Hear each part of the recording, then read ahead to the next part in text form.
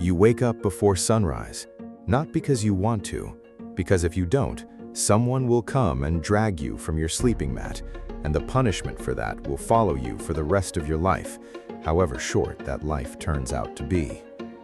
There is no alarm clock, there is no weekend, there is no version of your future that you get to choose.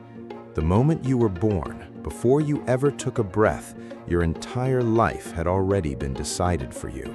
Your job, your clothing, your language, even the way you were allowed to walk down the street.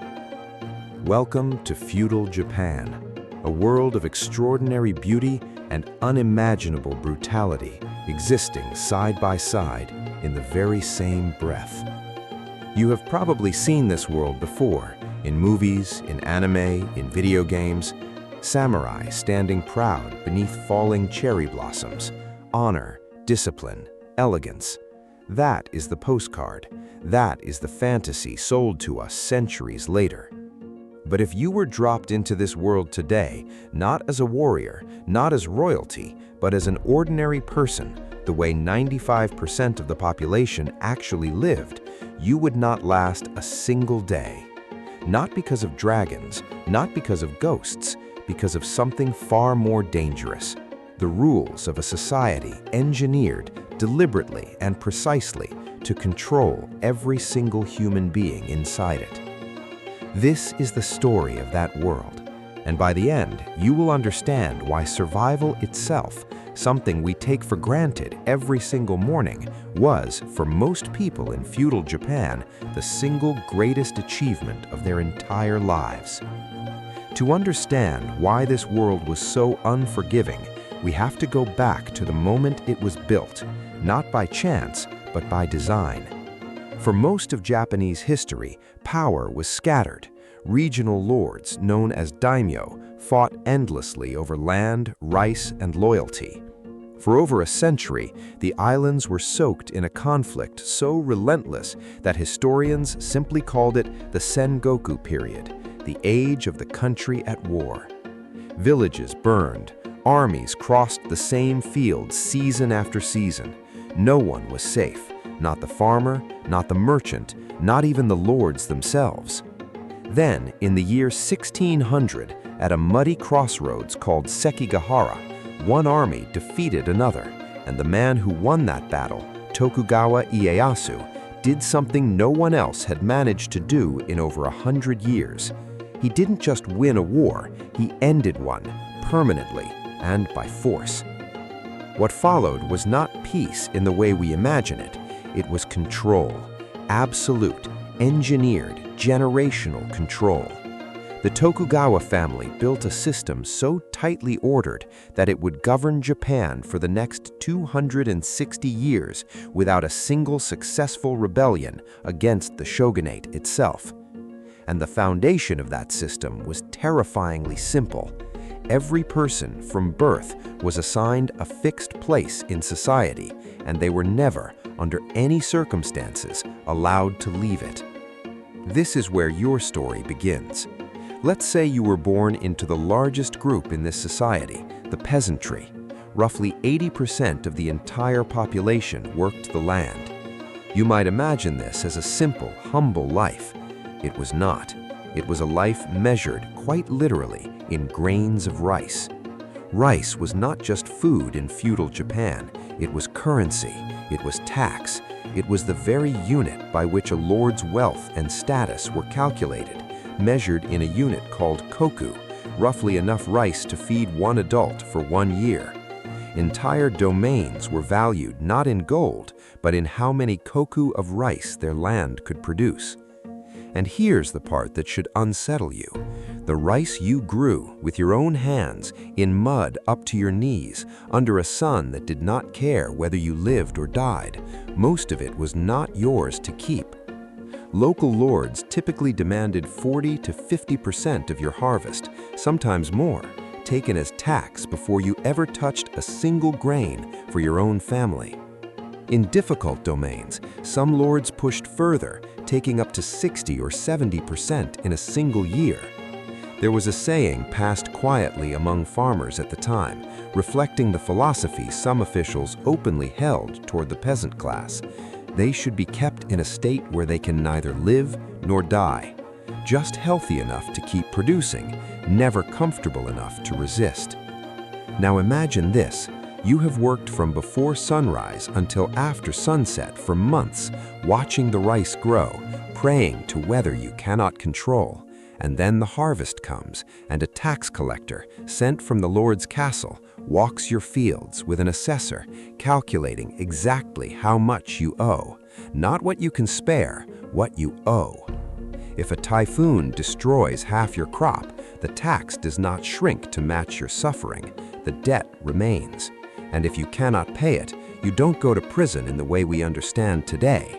Village leaders were collectively responsible for the deaths of their neighbors, a system historians called gonin gumi, or 5 family groups. If one family failed to pay, 4 other families were punished alongside them.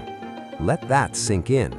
Your survival was not just your own responsibility, it was tied by law to the survival of the people around you.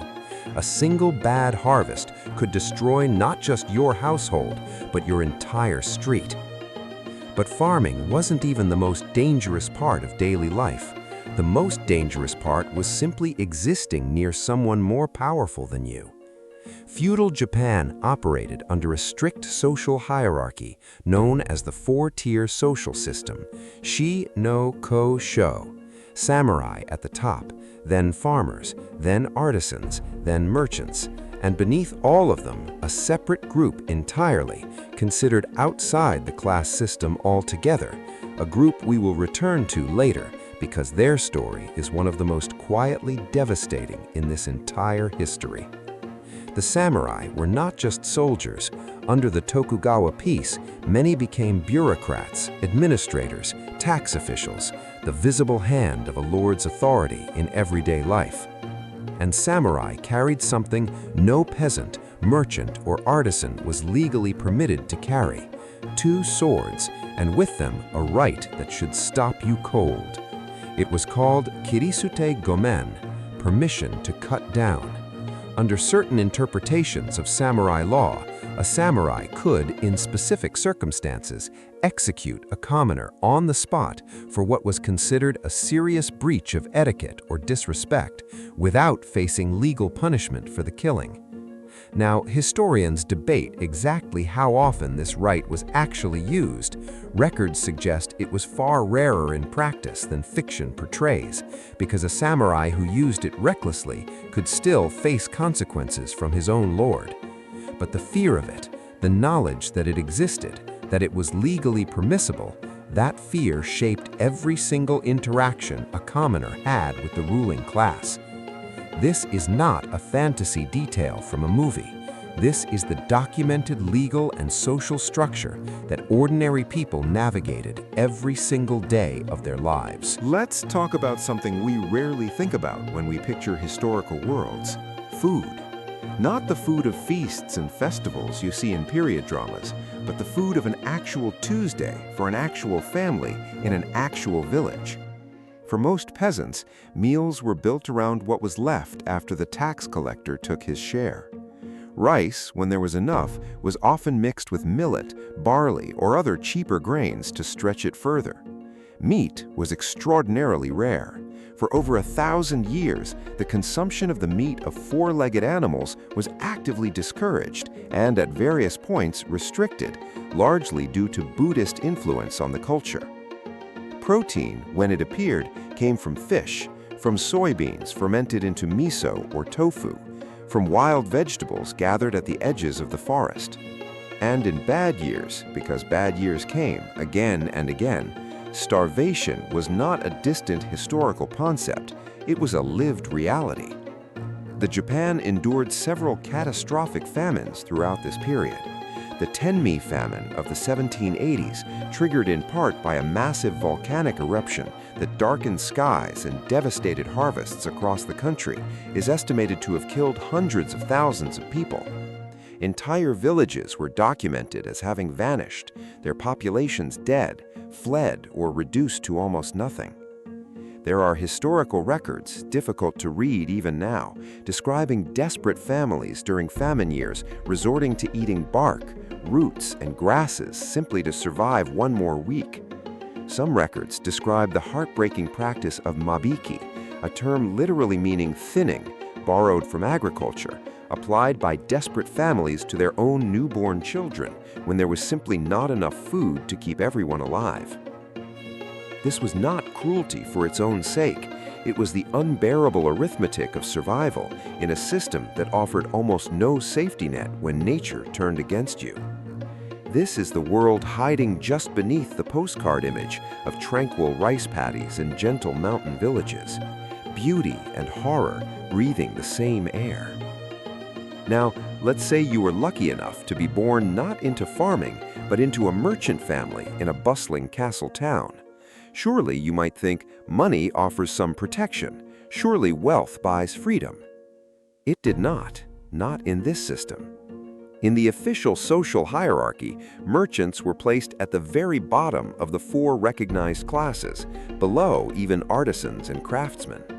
The logic of the era, heavily shaped by Confucian ideas imported from China, held that merchants produced nothing themselves. They simply moved goods and profited from the labor of others. In the eyes of the ruling class, that made them the least honorable class in society, regardless of how much wealth they accumulated.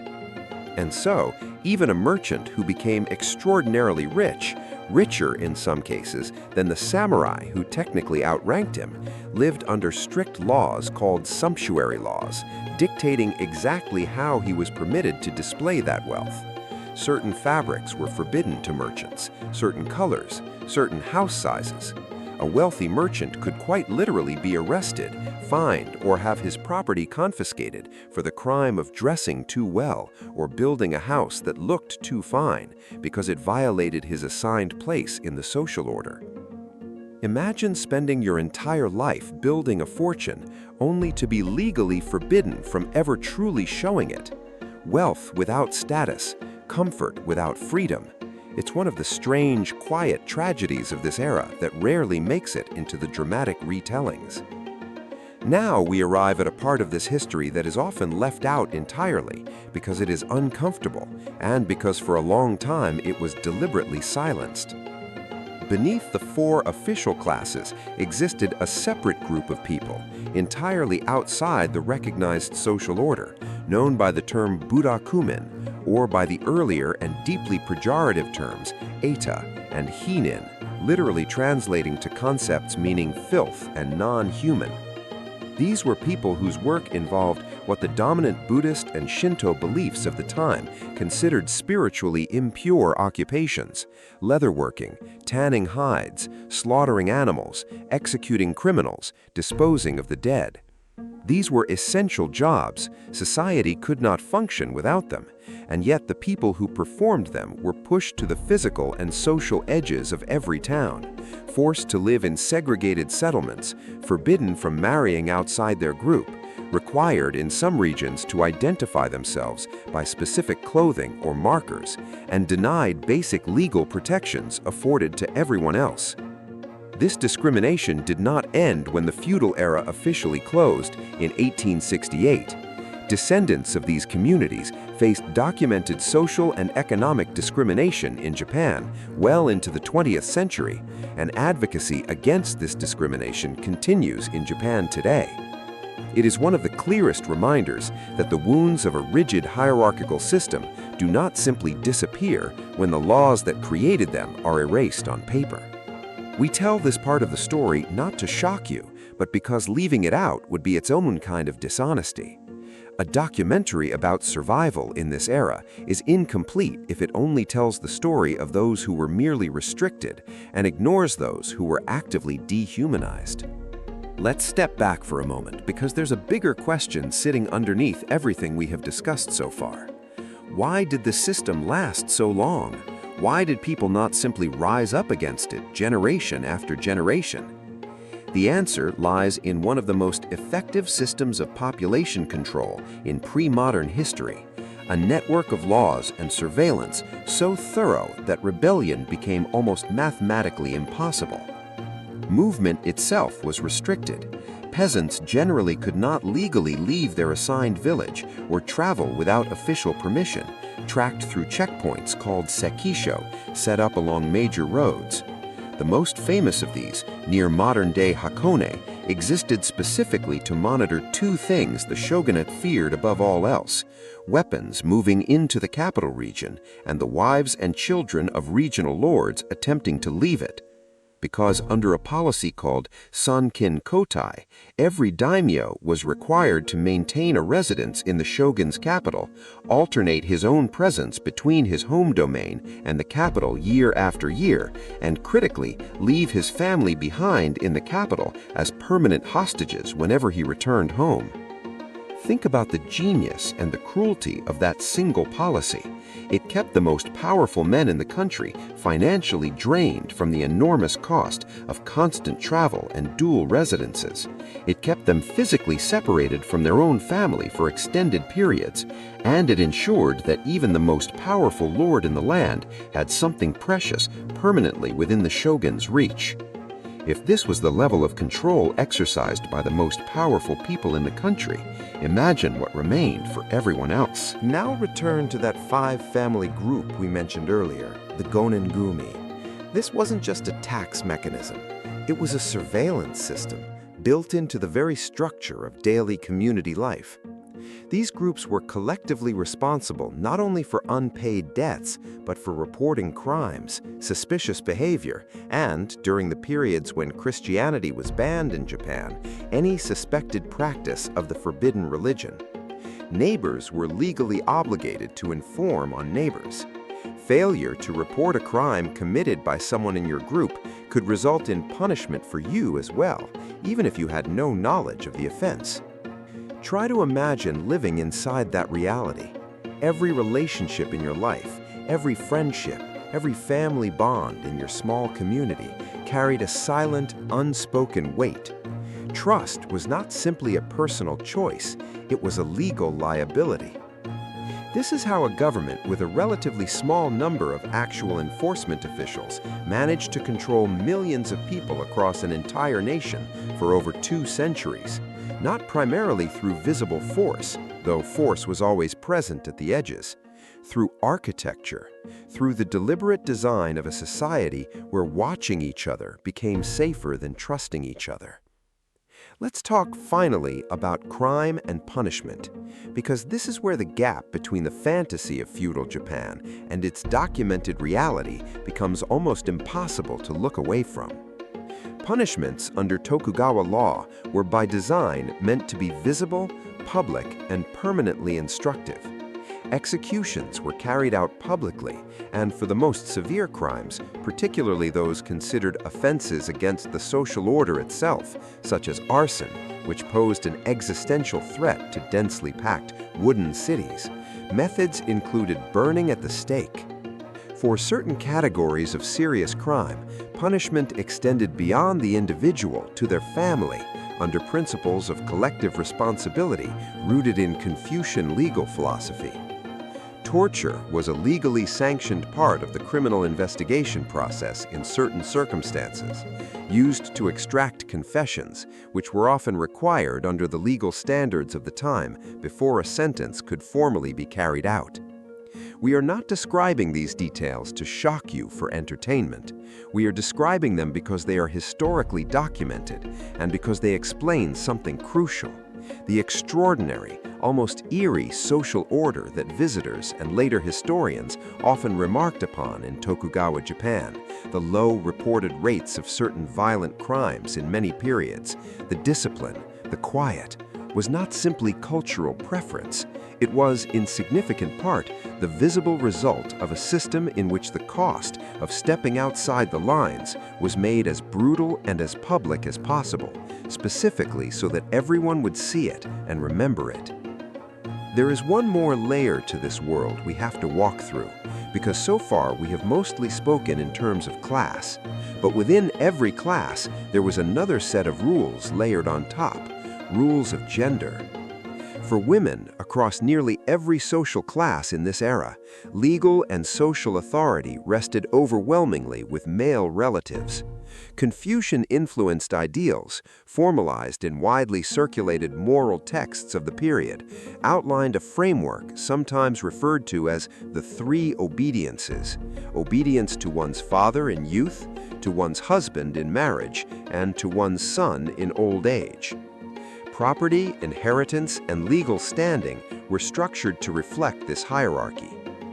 Marriages, particularly among samurai and merchant households, were frequently arranged to serve family alliances, business interests, or social advancement, rather than personal choice. Divorce was legally far easier for a husband to initiate than for a wife. Among samurai households, women were expected to embody a specific ideal of composed, self-sacrificing loyalty to the household, and, in the most extreme and rare circumstances, historical texts describe expectations of ritual suicide among samurai-class women in situations of ultimate disgrace or defeat, mirroring the more widely known code expected of samurai men. For peasant women, the daily reality was somewhat different, but no less demanding.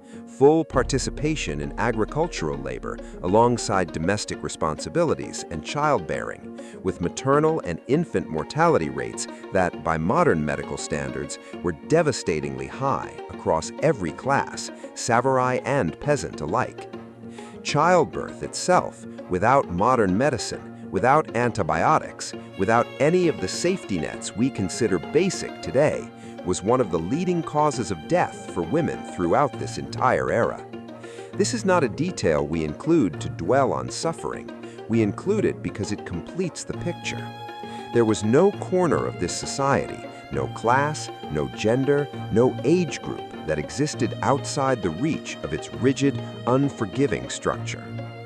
So let's return to the question we started with. Why wouldn't you last a day? It's not because feudal Japan lacked culture, beauty, or meaning. It had extraordinary art, poetry, philosophy, craftsmanship, and moments of genuine tenderness between the people living inside it. Families loved each other. Communities celebrated festivals together. People found joy in small, hard-won moments, the same as humans everywhere, in every era. The reason you wouldn't last is something quieter and in some ways more unsettling than swords or famine. It's this: you would have to unlearn almost everything you currently understand about your own worth as an individual. You would have to accept from the moment you woke up that your body, your labor, your marriage, your movements, and in the most extreme legal circumstances, even your life, belonged first to your family, second to your village, and ultimately to a social order you had no voice in creating and no legal path to escape. We live today with all of our modern frustrations, all of our very real and valid struggles, inside a level of personal freedom, mobility, and legal protection that most human beings, for most of human history, never had access to. Not because people in the past were less intelligent, less resilient, or less deserving, but because the systems built around them were engineered for order and control, not for individual freedom. The Tokugawa peace finally ended in 1868, swept away by forces both internal and external. Economic pressure, foreign contact, and a growing recognition among the Japanese people themselves that the rigid world their ancestors had endured for 2.5 centuries could not survive contact with the modern age. The samurai class was formally abolished. The rigid caste boundaries were, at least on paper, dissolved. Japan began an extraordinary transformation into a modern nation. But history rarely erases itself completely. The patterns of hierarchy, obligation, and collective responsibility forged over those 260 years of enforced peace left cultural echoes that historians still trace in Japanese society today. In ideas about group harmony, in deep-rooted respect for social structure, in the discipline that so many outside observers still associate with Japanese culture. Even the discrimination faced by the descendants of the Burakumin communities did not vanish with the laws that created it, a sobering reminder that the deepest wounds of a hierarchical society can outlive the hierarchy itself. So the next time you watch a film with a lone samurai walking beneath falling cherry blossoms, remember the world standing just outside the frame. Remember the farmer whose entire harvest could vanish into a tax ledger. Remember the mother making an impossible choice in a famine year. Remember the family bound together not just by love, but by legal liability for each other's survival. Remember the people pushed to the very edges of society for doing work no one else was willing to do. That was the real world of feudal Japan, not a fantasy of honor and elegance floating above human suffering, but a civilization of extraordinary achievement built quite literally on the backs of people who were never given the choice to walk away. And perhaps that is the real reason this era still fascinates us centuries later, not because it was simple or beautiful or honorable in the way it's so often portrayed, but because somewhere in its rigid, unforgiving order, we recognize a difficult truth about human civilization itself, that peace and stability and order have always come at a price, and it is rarely the powerful who pay it.